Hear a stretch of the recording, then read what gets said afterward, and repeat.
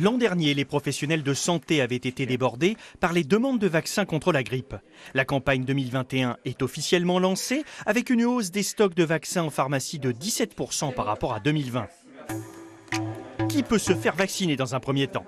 Il s'agit de vacciner les plus fragiles, donc les personnes qui sont de plus de 65 ans, qui ont des comorbidités, c'est-à-dire qui sont pris en charge par l'assurance maladie pour des pathologies nécessitant des traitements au long cours, les femmes enceintes et les professionnels de santé, dès maintenant. Peut-on cumuler les vaccins contre la Covid-19 et la grippe? Nous pouvons effectivement faire de la co-vaccination, c'est-à-dire faire une vaccination contre la grippe pour les personnes fragiles et qui sont éligibles à cette vaccination, et en même temps procéder au rappel de la vaccination contre la Covid. Et donc la co-injection est possible avec une injection sur chaque bras par exemple, pour ne pas utiliser le même site d'injection. Quels sont les impacts des gestes barrières sur la grippe?